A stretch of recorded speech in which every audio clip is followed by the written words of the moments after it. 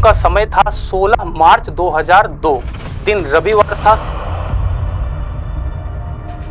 उन्होंने मुझे बंदूकें देना चालू किया, पिस्टल, रिवॉल्वर, मुझे सब पता है। किसी ने बाहर से आवाज़ दी कि चाची चाची देखो क्या हो गया। अम्मा रोटी बना रही थी किचन में। सब लोग दौड़ के गए तो चारपाई में बीच में बैठे थे और बैठते बैठते ऐसे वो लेट गए। उनके गले में तुलसी की माला थी जो आधी लटक गई और वहीं से मैं गैंगस्टर बनने निकल गया था।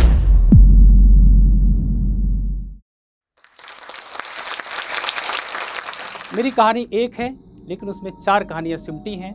वो 4 कहानियाँ अगर ना होती तो मैं आज यहाँ नहीं खड़ा होता। मैं जो भी हूँ, जैसा भी हूँ, आपके सामने खड़ा हूँ, इस इतने बड़े प्लेटफ़ॉर्म पर खड़ा हूँ, इसके पीछे ये 4 कहानियाँ हैं। पहला, एक गैंगस्टर की कहानी। दूसरी, एक गरीब किसान पिता अर्श से फर्श तक आने की कहानी। तीसरी, गद्दी पे भाई चाहे के हम साथ रहें समझौता या या धोखा। मुन्ना। चौथी, एक प्रेम का रिश्ता। क्या आप हमारे साथ सिनेमा चलेंगी? ये 4 कहानियाँ सुनने के बाद आपको लगेगा कि अभी आप थके नहीं हैं, हारे नहीं हैं, बल्कि कुछ बड़ा कर सकते हैं। जब मैं अपने में खोया तो अपने से कुछ पाया। निज का उदासीन विश्लेषण आंखों में आंसू भर लाया। जग ने मुझसे द्रोह किया पर मैं खुद से विद्रोही। गहरे असंतोष की ज्वाला सुलग जलाती मुझको। नमस्कार, मैं हूं राम मिश्रा, हिंदी अध्यापक, राही अध्ययन धाम यूट्यूब चैनल, राही प्राइवेट लिमिटेड कंपनी, राही पब्लिकेशन का फाउंडर, डायरेक्टर एंड ऑथर हूं। मेरी पहली कहानी शुरू होती है एक गैंगस्टर की कहानी। जी हाँ, एक गैंगस्टर की कहानी। मेरे घर समाज का वातावरण वैसा ही था जैसे आपने मिर्जापुर सीरीज देखी होगी। गुड्डू पंडित, बबलू पंडित, मुन्ना भैया का होता है। समाज में ऐसे लोगों का वर्चस्व था जो गाड़ियों से चलना, बंदूकें रखना, काफिला लेके चलना, यही वातावरण मैं शुरू से देख रहा था। इसी समय मेरे पिताजी गुजर गए थे, लेकिन मेरे साथ एक घटना घटित होती है। पड़ोस में मेरे लड़ाई हुई थी। मेरी उम्र 14-15 साल थी और लड़ाई में थाना पुलिस भी होता है, घर वाले बाहर चले जाते हैं। 3 दिन बाद मैं सड़क पे जाता हूँ सामान लेने। मेरे पड़ोस में आया हुआ एक युवक मुझे हाथ पकड़ के लेके आता है अपने घर और मुझे 4-5 थप्पड़ मारता है। वो थप्पड़ इतनी तेज़ थे कि मुझे समझ ही नहीं आया हुआ क्या मेरे साथ। मैं घर चला आया, मैं रोया। मुझे उस दिन एक बात समझ में आई कि अगर पिताजी होते, अगर हमारी स्थिति वैसी होती जैसे पहले थी, तो शायद ये मेरे साथ आज ना होता। मेरे मन में ईर्ष्या, क्रोध, बदले की भावना जगने लगी और पारिवारिक समाज का वातावरण ऐसा था ही। मेरे बगल में एक गैंगस्टर हुआ करते थे जो अब नहीं हैं। 3-4 साल पहले उनकी डेथ हो गई। वो अपने समय में बड़े गुंडे हुआ करते थे। तो उनको लगा ये लड़का जो है कुछ मतलब हम अपने रास्ते पे इसे ला सकते हैं, जैसे कि बिगाड़ने वाले लोग होते ही हैं। उन्होंने मुझे बंदूकें देना चालू किया। पिस्टल, रिवॉल्वर, मुझे सब पता है। 10वीं से पहले .32 की रिवॉल्वर क्या होती है, .38 की रिवॉल्वर पब्लिक नहीं होती है, राइफ़ल, 315 बोर, 12 बोर, मैंने सब फायर करके देखे हैं। मेरे घर के पीछे एक बाग हुआ करती थी, वहाँ जाके मैं फायर करता था।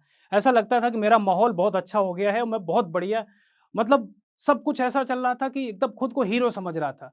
दोस्तों में भी वर्चस्व था कि यार ये तो पिस्टल लेके चलता है, ये रिवॉल्वर लेके चलता है। लेकिन ईश्वर की मर्ज़ी शायद कुछ और थी। एक बार मेरे पास रात में फ़ोन आता है कि सुबह एक जगह चलना है। मैंने कहा ठीक है, चले चलेंगे, तुमको बाइक चलानी है। मैं वहाँ नहीं जा पाया क्योंकि 10वीं का कुछ एग्ज़ाम चल रहा था और शायद प्रैक्टिकल वगैरह होना था। अगर मैं आज वहाँ गया होता, तो मैं आज यहाँ नहीं खड़ा होता, क्योंकि मुझे 4 साल बाद पता चलता है कि ये कोई आम घटना नहीं थी, किसी गलत घटना को अंजाम देने जा रहे थे और वो भी तब पता चला, जिस आदमी को लोग मारने जा रहे थे, वो आदमी मारा जा चुका था।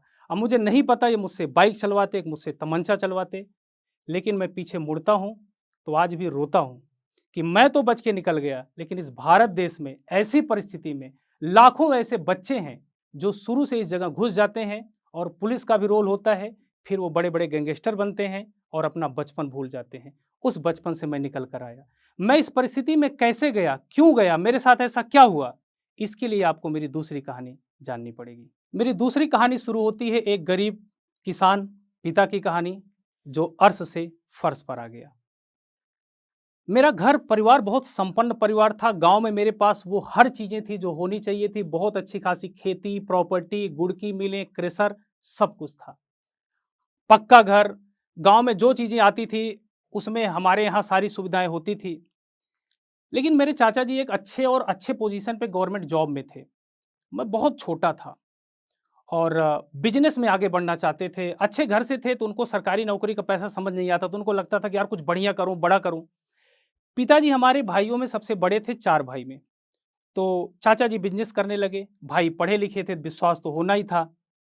तो बिज़नेस हमारा बहुत आगे बढ़ता चला गया और पचासों लोग घर पे बैठ के खाना खाना, मौज करना, सब उनके साथ चाचा जी आते थे, लश्कर चलता था, सब कुछ बढ़िया चल रहा था। लेकिन यहीं से वो डाउनफॉल चालू होता है, जहाँ से हमारे सारे बिज़नेस में घाटा लगना चालू होता है। माँ ने पिताजी से कहा कि प्रॉपर्टियाँ बिकने लगी। माँ ने कहा कि बच्चे हैं, थोड़ा अपना भी ध्यान देना। पिताजी कभी माताजी की बात नहीं सुने। वो कहते थे, "जग में न मिले सहोदर भ्राता।" बीवी मर जाएगी, दूसरी शादी हो सकती है, बच्चा दूसरा पैदा हो सकता है, लेकिन सगा भाई जीवन में नहीं आ सकता। बाद में एक बिल्कुल सिचुएशन जब खराब हो गई, थोड़ी-सी सही बची थी, तो भी माताजी ने कहा पिताजी से कि कुछ अपने बच्चों का सोचो। वो निराश तो थे, लेकिन उस समय भी वो बोले कि चलो ठीक है, पूत कपूत तो का धन संचय, पूत सपूत तो का धन संचय। बच्चे अगर अच्छे हैं तो कर लेंगे, अगर गलत हैं तो हम उनके लिए क्यों बनाएँ?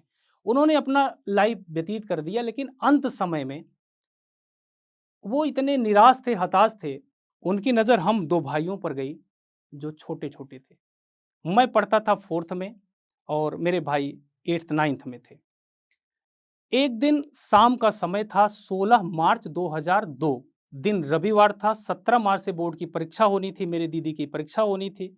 हम लोग खाना खा रहे थे, किसी ने बाहर से आवाज़ दी कि चाची, चाची देखो क्या हो गया? अम्मा रोटी बना रही थी किचन में। मैं 2 ही निवाला खाया था। सब लोग दौड़ के गए तो चारपाई होती है, पिताजी शाम को एक भागवत कथा पढ़ते थे। एक लोग आते थे, वैसे ही पढ़ते थे तो वो सुनते रहते थे। तो चारपाई में बीच में बैठे थे और बैठते-बैठते ऐसे वो लेट गए।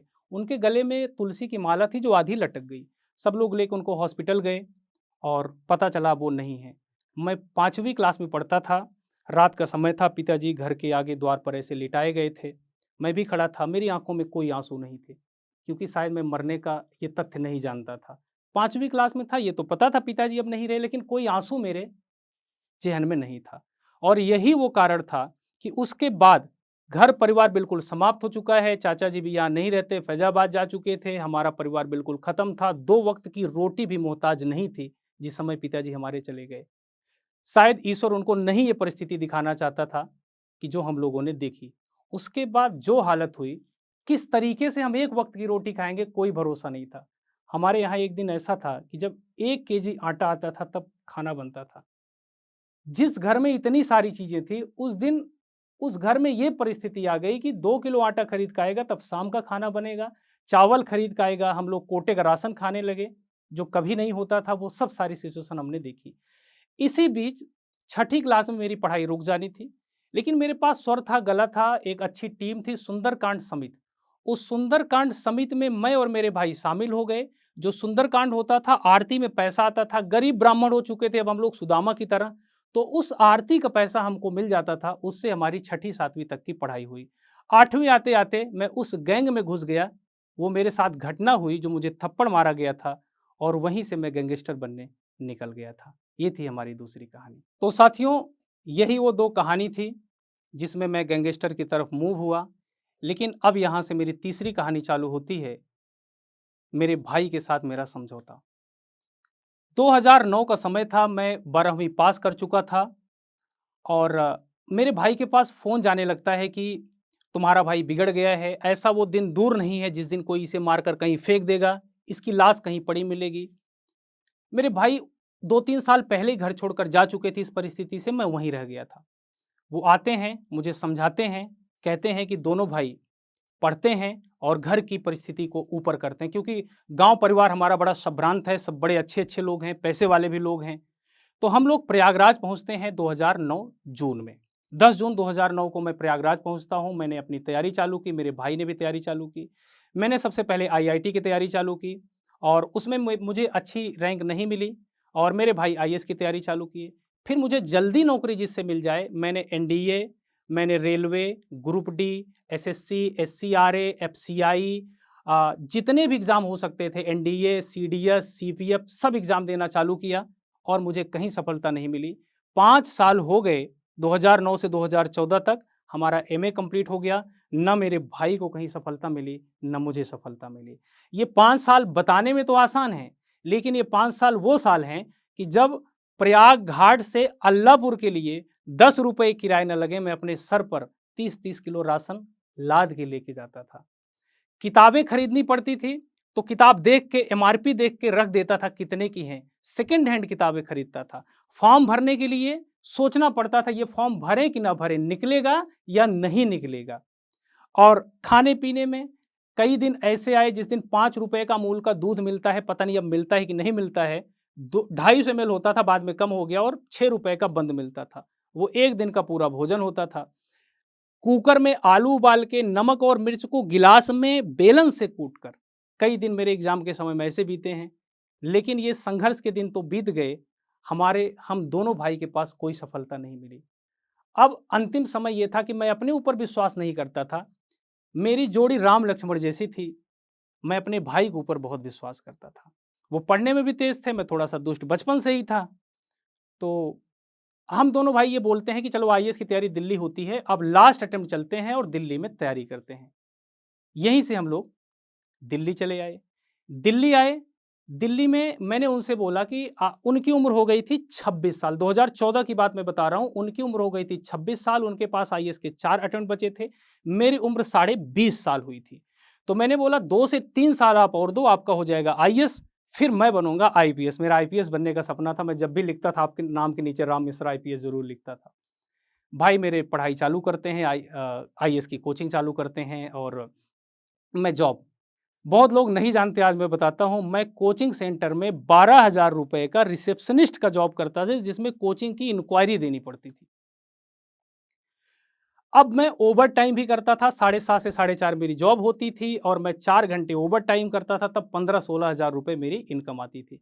मेरे मन में ये था मेरा भाई आईएएस बन जाएगा, वो रात दिन पढ़ता था। लेकिन यहीं से एक मोड़ आता है, उनके पास एक शादी का रिश्ता आता है। लड़की गवर्नमेंट कॉलेज से बीएड की थी, तैयारी करती थी। तो मैं जॉब करके आया रात 10:30 बजे, नेहरू विहार, जहाँ पे आईएएस कोचिंग चलती है मुखर्जी नगर में, नेहरू विहार वर्धमान प्लाजा के सामने सी ब्लॉक में हम लोग रहते थे। रात के 10:30 बजे से लेके 2 बजे रात तक हमारे साथ मीटिंग हुई। वो बोले देखो राम, जैसे 2 हैं वैसे 3 हो जाएंगे तैयारी करने वाला। लेकिन मुझे एक बात पता थी, मेरा सपना शुरू से बड़ा था कि अगर इनकी शादी हो गई तो इनकी तैयारी में प्रभाव आना लाजमी है। और हुआ वही। 30 जून 2015 को उनकी शादी हो गई। अब जब एक लड़की आई घर में, दुल्हन आई, तो उसकी भी आकांक्षाएं होती है। 15-16 हज़ार मेरी जॉब थी, उसमें काम पूरा नहीं होता। मेरे भाई उस दौरान नेट क्वालीफाई हो चुके थे और वो पढ़ाना चालू करते हैं। 2016 तक वो एक अच्छे टीचर के रूप में, फैकल्टी के रूप में शुरू हो गए थे, पढ़ाने लगे थे। कैरियर सब सेट हो गया था और बढ़िया चलने लगा था। अब मेरे मन में ये था कि मेरे भाई की भी आईएएस की तैयारी छूट गई और मैं जॉब करने लगा, पढ़ाई ना के बराबर होती थी। मेरे सपनों का क्या हुआ? इसी दौरान मुझे एक शख्स ऐसा मिलता है जिसने मुझसे पूछा कि जॉब क्यों करते हो? वो मेरे लिए जामवंत जैसा था, जैसे जामवंत ने हनुमान जी को उकसाया था और उनको प्रेरित किया था। मैं घर आता हूँ, घर में अपने भाई से कहता हूँ कि मैं अब जॉब नहीं करूँगा। उन्होंने मेरे सामने एक प्रस्ताव रखा कि राम देखो, इतने साल तैयारी कर चुके हो, तुम्हारा अभी तक कुछ नहीं हुआ है, अब हम तुम्हारा रिश्ता करेंगे और तुम सेपरेट अपनी लाइफ को जीना। उस दिन मुझे लगा कि मेरा कोई नहीं है। मैं माँ से भी ज़्यादा, पिता तो थे नहीं, अपने भाई को मानता था। वो भाई आज बोल रहा है कि राम तुम शादी कर लो और सेपरेट रहो, एक साथ हम लोग नहीं रह सकते, एक साथ रहेंगे 4 लोग रहेंगे तो मनमुटाव होगा। जो दुनिया मैंने भाई के चरणों के अलावा, भाभी के अलावा मैंने देखी ही नहीं थी, अब मुझे अलग होना था। साथियों, अलग होने में दिक्कत नहीं थी। उनकी सैलरी 1 लाख थी, मेरी 15,000 थी। 10,000 का रूम लेके और एक लड़की को मैं कैसे जिला खिला सकता था, इसका रास्ता उन्होंने मुझे नहीं बताया, उन्होंने बस बता दिया। एक समय वो मुझे निकाले, लेकिन एक ऐसे दलदल में खड़ा कर दिए कि जितनी सारी हमारे साथ समझौते हुए थे, जो हमारे ख्वाब थे, सब टूट गए। वो अपनी ज़िंदगी में मशगूल थे और मैं बिल्कुल एकदम ज़ीरो पे खड़ा था। जहाँ से चला था, वहीं खड़ा था। अब मैंने डिसीजन लिया, मैं नौकरी छोड़ दूंगा और मैं स्वयं आईएएस की तैयारी करूंगा। मैंने नौकरी छोड़ने का डिसीजन लिया। जब गया तो वो लोग भड़क गए, बोले राम नौकरी नहीं छोड़नी है, अगर तुम नौकरी छोड़ोगे मैं तुमको 1 पैसा नहीं दूंगा और 1 भी पैसा शादी में नहीं लगाऊंगा, शादी तक की जिम्मेदारी तुम्हारी है, मैं 1 साल तुमको खाना और रहना दे सकता हूं। उस दिन मैं बहुत रोया था, इसलिए रोया कि मुझे अपने घर में रहने के लिए क्या 1 साल बाउंडेशन होना चाहिए? क्या मैं 1 साल खाने जीने के लिए? लेकिन मेरे पास कोई ऑप्शन नहीं था। मैंने वह बात मान ली और मैं फिर से पढ़ाई चालू करता हूँ। साथियों, 2018 जुलाई, जिसमें उन्होंने बोला था कि तुम्हारा नहीं कुछ होगा और एग्ज़ाम होता है, मैं 1 नंबर से फ़ेल होता हूँ। मेरा सिलेक्शन नहीं हुआ। वो इस बात को पहले जानते थे इसका सिलेक्शन नहीं होगा। मेरा रिज़ल्ट मुझसे पहले देख लिया गया था। मेरे पास फ़ोन आने नहीं हुआ भैया, नहीं हुआ, नहीं हुआ। ठीक है, मैं रोया, आया, किसी से कुछ नहीं बोला, फिर से तैयारी में लग गया क्योंकि 6 महीने अभी बाकी थे। पता नहीं ईश्वर को क्या मंज़ूर था कि दिसंबर का एग्ज़ाम जब मैंने दिया और आईएएस की तैयारी तो छूट गई क्योंकि अब सपना था जेआरएफ हो जाए तो स्कॉलरशिप मिले, उससे मैं आईएएस की तैयारी कर सकूँ। भाई ने सपोर्ट बंद कर दिया था, बिल्कुल बोल दिया था। दिसंबर का पेपर मैं पॉइंट से रुका, 0.33 से रुका। मेरी भाभी कमरे में आती हैं, मैं सो रहा था, जगाती हैं। गाँव में एक बहुत बेहयाई शब्द है, हक दिए। उन्होंने बोला मुझसे, राम हक दिए इस बार भी? माँ कसम मैं बताता हूँ, वो शब्द आज भी मेरे कान में चुभते हैं। इतना गंदा शब्द था वो। मेरे 1 साल पूरे होने वाले थे। मैंने रोया, अपना सामान समेटा। मेरे पास उस समय 1 थाली, 1 लोटा, 1 गिलास जो मैं प्रयागराज से लेकर आया था, एक ₹300 का गद्दा और एक हमारे पास फ़ोल्डिंग, 2 बोरी किताबें, एक छोटा सिलेंडर। वही लेके मैंने उस घर को छोड़ दिया। फिर से आगे पीछे मुड़कर मैंने नहीं देखा। उस समय सिर्फ़ 2 लोग रोने वाले थे, एक मैं, एक मेरी छोटी भतीजी जो मेरे साथ जब मैं पढ़ता था तो रूम में खेला करती थी, आके बुक पर चढ़ जाती थी, टेबल पर चढ़ जाती थी। सिर्फ़ 2 लोग उस दिन रोए थे। मैं अब इसके आगे मेरे साथ क्या हुआ, इसके लिए आपको मेरी चौथी कहानी जाननी पड़ेगी। चौथी कहानी का शीर्षक है एक प्रेमिका, गर्लफ्रेंड। जी हाँ। जिस समय मैं जॉब कर रहा था, उस समय मेरी मुलाकात एक लड़की से होती है, जिसको मैं थोड़ा बहुत जानता था। उसने ही मुझसे प्रश्न किया था, "जॉब क्यों करते हो?" तब मुझे 3 साल पहले की बात याद आई कि मैं जॉब करता था कि मेरा भाई आईएएस बने, तब मैं पढ़ाई करूँ। आज मैं जॉब करने लगा, घर परिवार में 2 पैसे आ गए, तो मैं अपने सपनों को ही भूल गया। उसने मेरे सोते हुए सपने को जगाया। उसका मुझसे कोई स्वार्थ नहीं था। तब वो मेरी सिर्फ़ फ्रेंड थी। मैं आता हूँ, सोचने लगता हूँ और नौकरी मैं छोड़ देता हूँ जिसका ज़िक्र मैं पहले कर चुका था, मैं वहाँ शिफ्ट हो जाता हूँ। अब ईश्वर फिर मेरी परीक्षा लेना चाहता था। जब उस बार मैंने पेपर दिया वहाँ से छोड़ने के बाद, फिर भी मेरा सिलेक्शन नहीं होता है। अब मुझे हर हाल में सारे सपने को तोड़कर एक बार फिर से अब नौकरी करने की तलाश में जाना पड़ता। लेकिन तब तक मेरी तैयारी अच्छी हो गई थी, मैं सोचा कुछ पढ़ाने लग जाऊँ और हिंदी साहित्य से रुचि हो चुकी थी, नेट्स जेआरएफ साहित्य से ही देता था। मैं पढ़ाने के लिए नौकरी ढूँढने लगा। मेरे पास अच्छे कपड़े भी नहीं थे और कैसे मैं पढ़ाता? शायद उस लड़की की बात पता चली थी, मैंने उससे बोला तो नहीं था, लेकिन रहन-सहन सब लोग देखते ही हैं। वो कॉमर्स का एमकॉम का ट्यूशन पढ़ती थी, बीकॉम वाले टीचर छोड़ के चले गए थे, उनसे रिक्वेस्ट किया गया, उसने पढ़ाया, उससे उसको जो पैसे मिले, उसने वो पैसे मुझे ला के दिए और मेरी पहली शॉपिंग होती है पढ़ाने से पहले। और जब उसने मुझे दिया था, तो उसने मुझे ये भी लिख के दिया था, मेरी ज़िंदगी की पहली कमाई। और मेरी शॉपिंग होती है, मैं पढ़ाना चालू करता हूँ, इसी बीच हमारा रिज़ल्ट आ जाता है और मैं क्वालीफ़ाई हो जाता हूँ।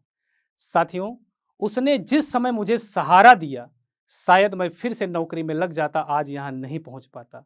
जी हाँ, मेरी प्रेमिका ने मुझे बनाया, मुझे उठाया, मुझे उबारा, मुझे किताब, कॉपी सब खरीद के ला के दिया, कपड़े भी उसने खरीद के ला के दिए। लेकिन हाँ, मैंने उस चैलेंज को स्वीकार किया और अपने को बताया कि फैसला जो कुछ भी हो मंजूर होना चाहिए, इश्क हो या जंग हो भरपूर होनी चाहिए। 2019 से मैं पढ़ाना चालू करता हूँ, 2 जगह मैं पढ़ाता हूँ, अनअकैडमी का टॉप एजुकेटर बना, एग्जामपुर में टीचिंग कैटेगरी पढ़ाया। मात्र 1.5 साल में ही मैंने 2 फ्लैट खरीदे एग्जामपुर ऑफिस के जस्ट सामने। इकलौता टीचर था जो किराए के मकान में नहीं बल्कि अपने मकान में, और दूसरा मकान मेरा किराए पर था।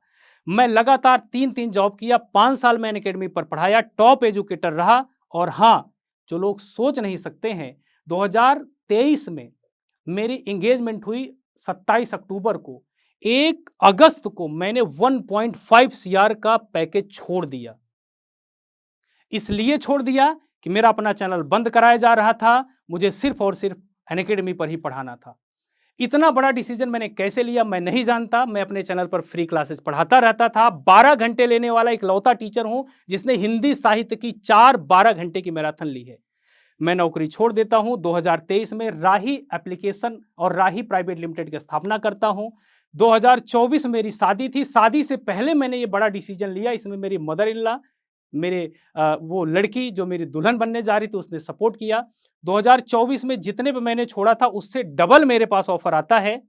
अनअकैडमी से यूपीएससी में ऑप्शनल पढ़ाना और नेट में दोबारा डबल पैकेज पे ज्वाइन करना। मैंने नहीं किया क्योंकि मेरा उद्देश्य अब बन चुका था कि मैं उन लाखों युवाओं का भरोसा हूं जो मेरी तरह गरीबी जहालत से जूझ कर आगे बढ़ रहे हैं। मैंने वो नहीं किया, लेकिन हाँ, आज 2025 की शुरुआत है। मेरे पास घर है, गाड़ी है, वो लड़की भी है जो हमारी पत्नी है, और मैं गिड़गिड़ाया नहीं, उसके घर वाले स्वयं रिश्ता लेके आए। लव मैरिज को मैंने अरेंज मैरिज में कन्वर्ट किया क्योंकि मैंने काबिलियत की। आज प्रत्येक दिन मैं एक आईफोन खरीद सकता हूं। आज मैं प्रत्येक माह एक स्कॉर्पियो खरीद सकता हूं बिना किसी ईएमआई के। 2015 का वक्त था, 2015 बीत रहा था। रात के 12 बजे मैंने ये लिखा था।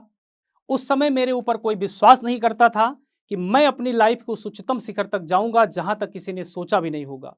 मुझे लोग बिल्कुल साधारण मनुष्य समझते हैं, लेकिन मैं बिल्कुल अलग हूं, असीमित हूं, लोगों की सोच से परे। मेरे अंदर के जोश, जुनून व क्षमता से लोग परे हैं और मैंने कभी दिखाना भी नहीं चाहा। भविष्य में मेरे पास बहुत ज्यादा पैसे होंगे और मैं इतिहास बनूंगा। लोग मेरे अतीत से मेरा भविष्य अलग पाएंगे क्योंकि मैं परिवर्तनशील हूं। मेरा जीवन असाधारण है, लोगों की सोच से परे। 2015 की रात रो रो कर मैं ये लिखा था और 2024 की रात अभी बीती, और अगर मैं खुद का मूल्यांकन करूं तो मैं 1.5 सीआर की नौकरी छोड़ा। 2024 में मुझे जस्ट डबल का ऑफर आया और आज हमारे पास इतने सारे छात्र पढ़ रहे हैं और मैं उनको आगे बढ़ा रहा हूं। जिस जिस चीज के लिए मैं तरसा, आज वो सब मेरे पास है। मैं प्रत्येक माह में एक एसयूवी कार खरीद सकता हूं, मुझे लोन कराने की जरूरत नहीं है। आज जो स्टॉक पर आकर मुझे ये स्टोरी शेयर करके बहुत खुशी हो रही है। मैंने सविता प्रधान जी का, बड़े अच्छे अच्छे लोगों का इंटरव्यू यहाँ पर देखा था और मेरा सपना था कि मेरी ये स्टोरी आप लोगों तक जाए, क्योंकि ये स्टोरी साधारण नहीं है। 1000 बार गिरकर उठने की एक ऐसे एजुकेटर की है जो उस जॉब को छोड़कर आया जहां तक लोग सोच नहीं सकते हैं। मैंने उसे यूं रिजाइन कर दिया बिना सोचे और आज फिर खड़ा हूं। आज मैं खोने के लिए नहीं बल्कि पाने के लिए देखता हूं, क्योंकि मैं जानता हूं जो बच्चा इस परिस्थिति से गुजर रहा है वो क्यों और कैसे गुजर रहा है। जो स्टॉक का बहुत बहुत शुक्रिया, मुझे अपनी कहानी शेयर करने के लिए प्लेटफॉर्म दिया। धन्यवाद।